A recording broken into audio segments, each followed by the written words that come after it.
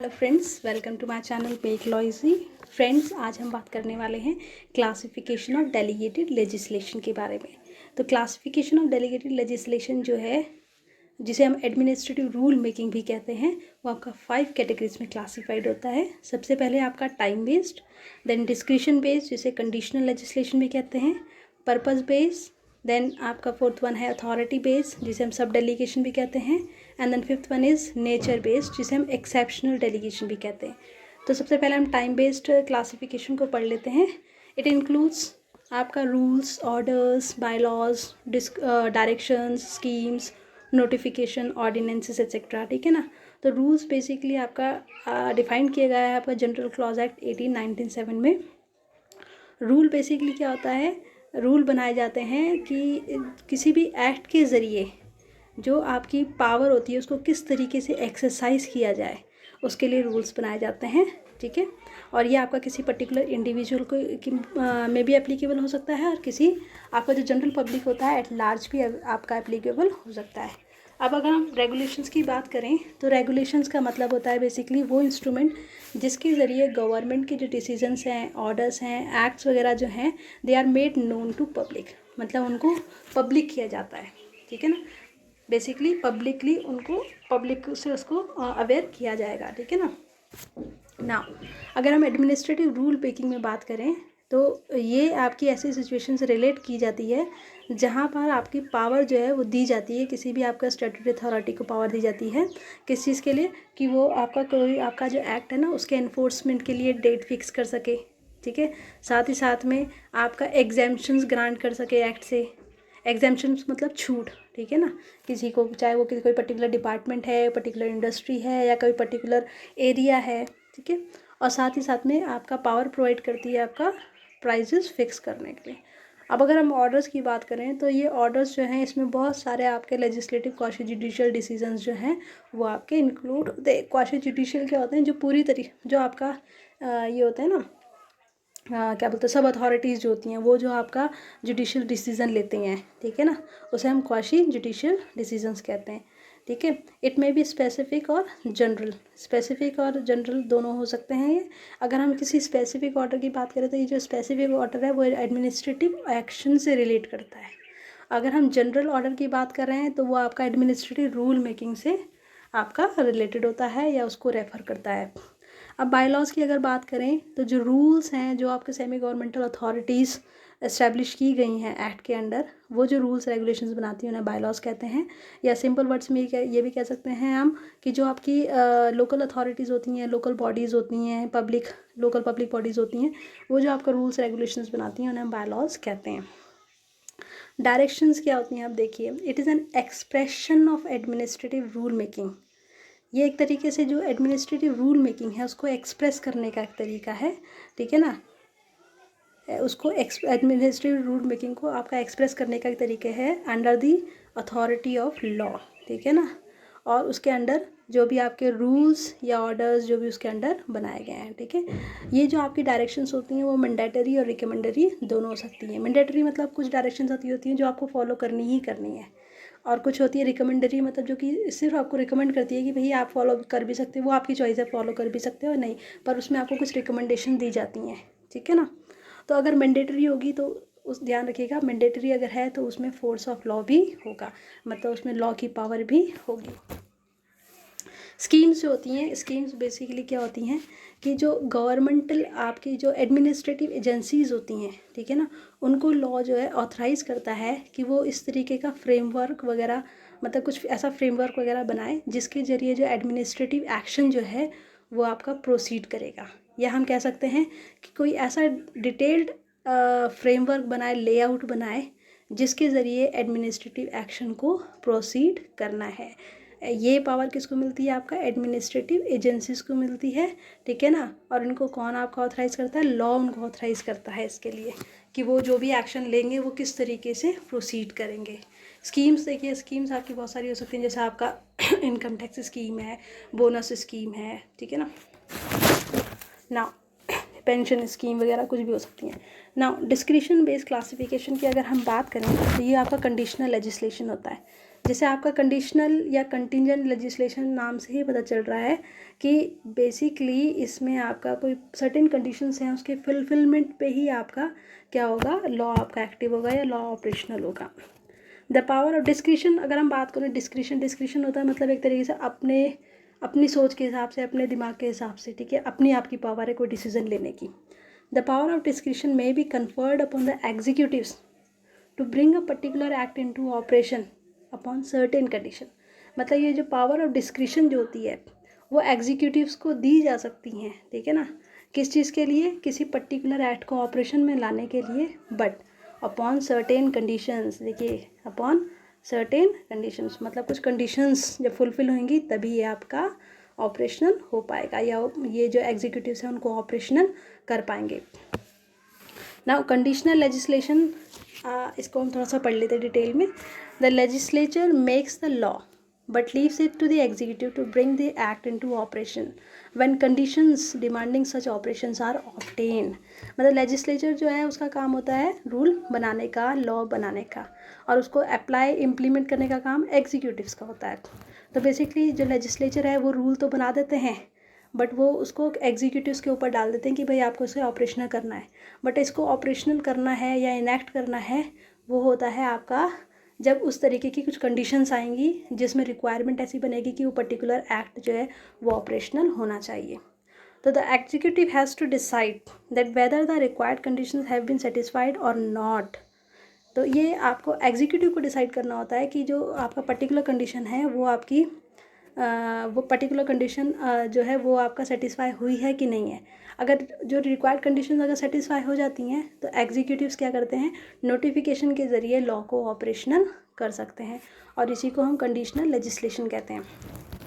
Conditional legislation जो है ये आपका किस तरीके की पावर कन्फर करता है, पावर प्रोवाइड करता है, जैसे कि power to bring the act into action, किसी भी एक्ट को एक्शन में लाने का की पावर प्रोवाइड करता है। साथ ही साथ आपका power to extend the time period और लाइफ ऑफ द एक्ट, किसी भी एक्ट की जो टाइम पीरियड होता है या उसकी जो लाइफ होती है उसको एक्सटेंड, उसको बढ़ाने के लिए भी पावर प्रोवाइड करता है। Then power to extend the application of act to any territory and to make restrictions और make an alteration in the act itself. मतलब ये जो आपका कंडीशनल लेजिस्लेशन है इसके ज़रिए आपका जो लॉ जो पर्टिकुलर कोई एक्ट है उसके एप्लीकेशन का जो एरिया है, उसकी टेरिटरी है जो है उसको बढ़ा भी सकता है और किसी पर्टिकुलर टेरिटरी को रेस्ट्रिक्ट भी कर सकता है, ठीक है ना। साथ ही साथ जो एक्ट है उसमें अल्ट्रेशन भी कर सकता है, मतलब उसमें अगर कोई चेंजेस हैं, उनकी ज़रूरत है कुछ चेंजेस की, तो वो भी वो कर सकता है। Exempt the operation of certain grounds और सब्जेक्ट्स ऑफ टेरिटरीज। मतलब जो कंडीशनल लेजिस्लेशन है इसके ज़रिए आपका मतलब किसी पर्टिकुलर ग्राउंड के ऊपर, ठीक है ना, ये जो आपका ऑपरेशन है, ठीक है ना, मतलब किसी भी एक्ट का जो ऑपरेशन है उससे एग्जेम्पशन भी प्रोवाइड कर सकता है, ठीक है ना। हो सकता है कि भाई किसी पर्टिकुलर कोई ऐसी कंडीशन है जिसमें आपका एक्ट ऑपरेशनल नहीं होगा या आपका कोई ऐसी टेरिटरी है जिसमें एक्ट ऑपरेशनल नहीं होगा, तो ये भी आपका कंडीशनल लेजिस्लेशन के ज़रिए हो सकता है। Now we will move forward with purpose based classification। तो अब बात करते हैं पर्पस बेस्ड की। तो पर्पस बेस्ड क्लासिफिकेशन क्या है, this is based on the purpose of making law. मतलब किस पे बेस्ड है ये आपका, कि जो लॉ है उसको बनाने का पर्पस क्या है, ये उसका बेसिस है, ठीक है ना। According to this type of classification executives can be empowered to, इस क्लासिफिकेशन के हिसाब से जो एग्जीक्यूटिव्स हैं उनको किस किस चीज़ के लिए एम्पावर किया जा सकता है, fix an appointed date for the act to come in force. मतलब जो एग्जीक्यूटिव्स हैं वो कोई पर्टिकुलर डेट फिक्स कर सकते हैं जबकि एक्ट जो है वो आपका फोर्स में आएगा। टू सप्लाई डिटेल्स, मतलब एक्ट से रिलेटेड कोई भी आपकी डिटेल्स जो है उनको सप्लाई करने की पावर भी आपका एग्जीक्यूटिव्स के पास में होती है। Then to extend the provisions of the act to other areas, जो आपका एक्ट के जो प्रोविजंस हैं, जो भी प्रोविजंस हैं उनको जो दूसरे एरियाज़ हैं उनमें एक्सटेंड करने की भी पावर होती है। जैसे मान लीजिए आपका किसी पर्टिकुलर एरिया में कोई पर्टिकुलर एरिया है ए, इसी तक ये प्रोविजंस आपके एक्ट के एप्लीकेबल हैं, तो एग्जीक्यूटिव के पास में पावर होती है कि वो जो उससे दूसरे जो एरियाज़ हैं जैसे बी सी डी कोई भी एरिया है उनमें भी वो एक्सटेंड कर सकते हैं इन प्रोविजंस को एक्ट के, किसी भी एक्ट के, ठीक है ना। टू इंक्लूड और exclude the working of the act to particular territories, individuals, industries, commodities to briefly hold, ठीक है ना। इसका मतलब क्या है कि और साथ साथ में आपका जैसे मैंने अभी बात करी कि जो एग्जीक्यूटिव्स होते हैं उनके पास में पावर होती हैं कि ये जो एक्ट है इसके प्रोविजंस को दूसरे एरिया में एक्सटेंड कर सकता है। साथ ही साथ में एग्जीक्यूटिव्स के पास में ये पावर भी होती है कि ये इस एक्ट का जो ऑपरेशन है या वर्किंग है, ठीक है ना, उसमें किसी पर्टिकुलर टेरिटरी को इंक्लूड कर सके, एक्सक्लूड कर सके, ठीक है ना, किसी पर्टिकुलर इंडिविजुअल को एक्सक्लूड कर सके या इंक्लूड कर सके। एक्सक्लूड मतलब आपका हटा देना कि मतलब ये भाई पर्टिकुलर इंडिविजुअल इस पर एप्लीकेबल नहीं होगा, या ये आपका पर्टिकुलर टेरिटरी है इस पर एप्लीकेबल नहीं होगा। और इंक्लूड करना मतलब पर्टिकुलर इंडिविजुअल है इस पर आपका ये एक्ट जो है आपका एप्लीकेबल होगा। इसी के साथ में इंडस्ट्रीज़, कमोडिटीज़ वगैरह जो हैं उनमें भी इसी तरीके से आपका इंक्लूड और एक्सक्लूड कर सकता है एक्ट की ऑपरेशन को। टू सस्पेंड और modify the provisions of the act, ठीक है ना, मतलब जो एक्ट के जो प्रोविजंस हैं उनको मॉडिफाई भी कर सकता है और सस्पेंड भी कर सकता है, ठीक है ना।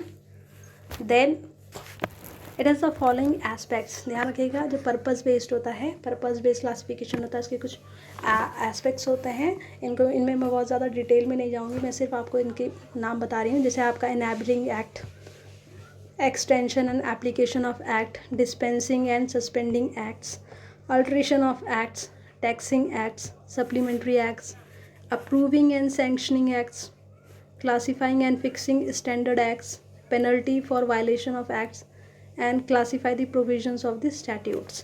ये सारे आपके इसके एस्पेक्ट्स होते हैं, ठीक है ना। एनेबलिंग एक्ट मैं आपको बता देती हूँ। एनेबलिंग एक्ट जो होता है वो आपका वो एक्ट होता है जिसके ज़रिए मतलब जो डेलीगेशन की पावर जो है, ठीक है ना, उसको इनेबल किया जाता है। फाइन, मतलब मान लीजिए किसी कोई एक्ट है उसमें आपका प्रोविज़न है कि भाई पावर आप डेलीगेट कर सकते हैं, तो उसके लिए एनेबलिंग एक्ट लेके आना पड़ेगा। एनेबलिंग एक्ट लेके आना पड़ेगा कि वो पर्टिकुलर एक्ट जो है उसमें जो भी पावर दी है उनको डेलीगेट करने के लिए एनेबल करता हो। The administrative rule making classification makes use of consideration of delegated legislation according to various purpose it is supposed to serve। तो बेसिकली आपका जो एडमिनिस्ट्रेटिव रूल मेकिंग क्लासिफिकेशन होता है वो आपका मतलब ये जो delegated administrative rule making classification जो होता है ना, make use of consideration of delegated legislation, ठीक है ना। जो एडमिनिस्ट्रेटिव रूल मेकिंग है वो आपका बेसिकली डेलीगेटेड लेजिस्लेशन को कंसिडर करता है वेरियस पर्पस के हिसाब से, ठीक है ना। मतलब जो पावर दी जाती है, पावर डेलीगेट की जाती है, वो पर्पस के हिसाब से की जाती है कि भाई पर्पस क्या है पावर डेलीगेट करने का, ठीक है ना। उसी के हिसाब से डिसाइड होता है कि भाई ज़्यादा पावर आपकी डेलीगेट करनी है, कम करनी है, किस लेवल तक करनी है, किस एक्सटेंट तक करनी है, ये सारा आपको उसी में डिसाइड होता है। अब है आपका authority based classification. Authority based classification की अब बात करें, हम सब डेलीगेशन भी कहते हैं। This type of classification is based on the position of the authority making the rules. तो बेसिकली ये जो अथॉरिटी बेस्ड क्लासिफिकेशन जो होता है ये आपका जो किस पे बेस्ड होता है, पोजीशन ऑफ द अथॉरिटी, मतलब जो अथॉरिटी है जिसको पावर डेलीगेट करनी है उसकी पोजीशन क्या है, ठीक है ना। या हम कह सकते हैं कि अथॉरिटी जो कि रूल बनानी है उसकी पोजीशन क्या है। सब डेलीगेशन बेसिकली क्या होता है जिसमें आपको सुप्रीम अथॉरिटी जो होती है वो आपकी अपनी पावर डेलीगेट करती है किसी सब ऑर्डिनेट अथॉरिटी को। The power of the executive to further delegate power confers on it, ठीक है, to its subordinate authority is known as sub delegation. तो अगर सब डेलीगेशन की बात करें, सब डेलीगेशन होता क्या है, सुप्रीम अथॉरिटी जो है उसकी पावर कि वो अपनी कुछ पावर जो है अपनी सब ऑर्डिनेट अथॉरिटी जो उससे नीचे वाली जो अथॉरिटी हैं उनको डेलीगेट कर सके, ठीक है ना। इसी को हम सब डेलीगेशन कहते हैं। Rule making authority can not delegate it's power unless the power of delegation is contained in the enabling act. तो जो रूल मेकिंग अथॉरिटी जो होती है उसको तब तक डेलीगेट नहीं किया जा सकता है जब तक इस तरीके का जो डेलीगेशन है इसकी अथॉरिटी आपकी एनेबलिंग एक्ट में नहीं है। मैंने कहा ना आपको, एनेबलिंग एक्ट, पेरेंट एक्ट जो होता है वो तो आपका लेजिस्लेचर बनाता है, ठीक है ना। एनेबलिंग एक्ट जो है वो आपका वो एक्ट होता है जो ये जो पावर होती है डेलीगेशन, मतलब जो बोलते हैं पावर डेलीगेट करने के लिए जो भी प्रोसेस होता है उसको एनेबलिंग एक्ट लेके आता है। इसी के ज़रिए आपका डिसाइड होता है कि कितने लेवल की पावर या कितने एक्सटेंट तक पावर जो है वो डेलीगेट की जा सकती है। सच ऑथराइजेशन में भी आइदर एक्सप्रेस और बाय नेसेसरी इम्प्लीकेशंस। ये जो ऑथराइजेशन है, ठीक है ना, पावर डेलीगेट करने का, ये एक्सप्रेस फॉर्म में भी हो सकता है और आपका किसी भी आपका दूसरी तरीके की इम्प्लीकेशन के ज़रिए भी हो सकता है। Sub delegation is invalid unless authorise by the parent act. Sub delegation जो है वो तब तक आपका इनवैलिड होगा जब तक कि वो पेरेंट एक्ट के ज़रिए आपका ऑथराइज ना हो, ठीक है ना। अगर पेरेंट एक्ट इस चीज़ को ऑथराइज नहीं करता है कि भाई ये पावर डेलीगेट की जा सकती है, तब तक वो आपका डेलीगेशन की जो सब डेलीगेशन है वो आपका इनवैलिड माना जाएगा। The essential commodities act 1955 provide a unique example of sub delegation where sub delegation is authorise at 2 stage. जो आपका इसमें एक एग्जांपल देती हूँ मैं आपको। एसेंशियल कमोडिटीज़ एक्ट 1955 जो है वो आपका एक यूनिक एग्जांपल देता है सब डेलीगेशन का, जहाँ पर आपका सब डेलीगेशन जो है वो 2 स्टेजेस में ऑथराइज है, ठीक है ना। जैसे सेक्शन 3 जो है वो एक्ट का सेक्शन 3 जो है वो आपका सेंट्रल गवर्नमेंट को एम्पावर करता है रूल बनाने के लिए। साथ ही साथ में आपका जो सेक्शन 5 है वो सब डेलीगेशन के लिए मतलब आपका स्टेट गवर्नमेंट जो है उसको सब डेलीगेशन मतलब वो अपनी पावर का सब डेलीगेशन करता है, इसके लिए ऑथराइज़ करता है। साथ साथ में स्टेट गवर्नमेंट जो है वो आपकी further empower to sub delegate powers to its official, ठीक है ना। तो बेसिकली सेक्शन 3 क्या बात करता है एसेंशियल कमोडिटीज़ एक्ट 1955 का, कि जो सेंट्रल गवर्नमेंट है वो रूल बना सकती है, उसको एम्पावर करता है। साथ ही साथ में सेक्शन 5 जो है वो आपका स्टेट गवर्नमेंट को ऑथराइज़ करती है सब डेलीगेशन ऑफ पावर के लिए। इसके ज़रिए स्टेट गवर्नमेंट जो है वो अपने जो उसके सब डेलीगेट जो उसके नीचे जो ऑफिसर्स हैं उनको आपकी पावर जो है वो डेलीगेट कर सकते हैं, ठीक है। अब आता है आपका nature based classification. Nature based classification जो है उसको तो नेचर बेस्ड क्लासिफिकेशन की अब बात करते हैं, जिसे हम एक्सेप्शनल डेलीगेशन भी आपका इंक्लूड होता है। तो ये बेसिकली आपका nature and extent of delegation पे बेस्ड होता है। मतलब आपका जो डेलीगेशन है उसका नेचर क्या है, ठीक है, और साथ में आपका एक्सटेंट ऑफ डेलीगेशन मतलब किस लेवल तक आपका जो पावर है उसको डेलीगेट की जा सकती है। तो parliamentary delegation was categorise into 2 by the committee on ministers power. जो आपकी कमिटी ऑन मिनिस्टर्स पावर है उसमें पावर जो आपका पार्लियामेंट्री डेलीगेशन है उसको 2 कैटेगरीज में डिवाइड किया गया है। आपका है एक नॉर्मल डेलीगेशन, ठीक है ना, और दूसरा है एक्सेप्शनल डेलीगेशन। तो नॉर्मल डेलीगेशन जो है वो आपका 2 तरीके का है, नॉर्मल पॉजिटिव डेलीगेशन और दूसरा है आपका नॉर्मल नेगेटिव डेलीगेशन। तो जहाँ हम बात नॉर्मल पॉजिटिव डेलीगेशन की करते हैं, where the limits of delegations are clearly defined in the enabling act. मतलब ये जो आपका नॉर्मल पॉजिटिव डेलीगेशन क्या होता है कि जहाँ पर आपका जो डेलीगेशन की लिमिट्स होती हैं वो एक तरीके से क्लियरली डिफाइंड की जाती हैं एनेबलिंग एक्ट में। मतलब एनेबलिंग एक्ट में क्लियरली मेंशन होगा कि पावर जो डेलीगेट की जा रही है उसकी लिमिट्स क्या है। नॉर्मल नेगेटिव डेलीगेशन क्या है, जहाँ where power delegated does not include power to do certain things. मतलब बेसिकली ये जो नॉर्मल नेगेटिव डेलीगेशन होता है इसका मतलब क्या होता है कि जहाँ पर आपका जो पावर डेलीगेट की जाती है, ठीक है ना, उसमें आपका कुछ ऐसी पावर्स होती हैं, मतलब उसमें does not include power to do certain things. मतलब उसमें आपका क्या चीज़ इंक्लूड होती है कि कुछ सर्टेन थिंग्स है, कुछ ऐसी चीज़ें हैं जो न करने की पावर उसमें इंक्लूड होती है। मतलब उसमें मेंशन किया जाता है कि क्या पर्टिकुलर एक्ट आप नहीं कर सकते हैं, जैसे legislate on matters of policy. मतलब बेसिकली ये इसका एग्जांपल है आपका कि जो आपका पॉलिसी से रिलेटेड जो भी मैटर्स हैं उसमें लेजिस्लेट करने की आपकी पावर नहीं है, ये उसमें मेंशन किया जाएगा ना, ठीक है ना। एक्सेप्शनल डेलीगेशन की जहाँ बात करते हैं आप, सच इंस्टेंसेस में भी एक्सेप्शनल डेलीगेशन के हैं, जैसे कि the authority to delegate to legislate on issues of principles, ये एक्सेप्शनल डेलीगेशन में आता है। साथ ही में आपका the authority to amend the act of parliament, मतलब authority to legislate on issues of principles, मतलब कोई भी आपके प्रिंसिपल्स हैं, ठीक है, उनके इश्यूज़ में लेजिस्लेट करने की अथॉरिटी, ये भी आपका एक्सेप्शनल डेलीगेशन में आता है, ठीक है ना। किसी पार्लियामेंट के एक्ट को अमेंड करने के लिए, मतलब उसमें आपका कोई भी अगर आपको चेंज करना है, ठीक है ना, उसकी जो अथॉरिटी होती है वो भी आपका एक्सेप्शनल डेलीगेशन में आता है। Then the authority to give a broad discretion that is nearly impossible to establish the limits. तो बेसिकली एक तरीके से जो मतलब अथॉरिटी होती है, ठीक है ना, किस चीज़ के लिए, ब्रॉड डिस्क्रिप्शन। मतलब ब्रॉड डिस्क्रिप्शन का मैं आपको जो थोड़ा सा मतलब समझाते हैं, वो इस तरीके से हो सकता है कि जैसे मान लीजिए आपका कि आपको कोई पावर दी जा रही है, ठीक है, वो आपका डिस्क्रिप्शन, आपका खुद का डिस्क्रिप्शन है कि आपको डिसाइड करना है उस पावर को आपको कैसे एक्सरसाइज करना है।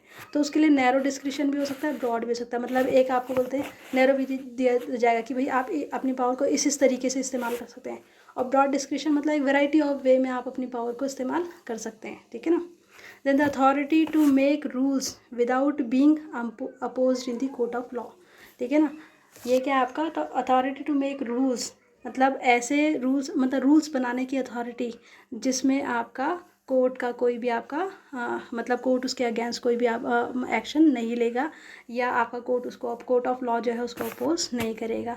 ये सारे एक्सेप्शनल एलिगेशन है, मतलब ये आपके ये जो डेलीगेशन है ये आपका बहुत रेयरली आपका इस्तेमाल हो सकती है, ठीक है ना, बहुत रेयरली। ओके, तो फ्रेंड्स ये जो मैंने वीडियो बनाया है क्लासिफिकेशन ऑफ डेलीगेटेड लेजिस्लेशन, ये मैंने जितना पढ़ा मैंने भी ऑनलाइन सोर्सेज से पढ़ा है, और जो थोड़ी बहुत मेरे पास बुक्स का मटेरियल मेरे पास अवेलेबल था मैंने उससे पढ़ा है। तो अगर आपको इसमें कुछ कमी लगती है या आपको इसमें ऐसा लगता है कि इसमें कुछ मिस्टेक है, तो आप प्लीज़ आपकी जो रेफर्ड बुक्स हैं, कोई जो अच्छी बुक्स हैं, आप उनसे कंसल्ट कर सकते हैं। मैंने अपनी नॉलेज के हिसाब से इसको बनाने की कोशिश की है ताकि आपको शॉर्ट में समझ में आ जाए और मुझे भी साथ में शॉर्ट में समझ में आ जाए। तो अगर आपको इसमें से कुछ कमी लगती है तो प्लीज़ उसके लिए आप बुक्स को रेफ़र कर सकते हैं। Thank you very much for watching. अगर आपको इसमें मेरे को कोई कमेंट करके मुझे कुछ मेरी कमियां बताना चाहते हो तो आप मेरे को कमेंट कर सकते हो, मैं कोशिश करूँगी कि इसको और इम्प्रूव करूँ, ठीक है। Thank you very much for watching.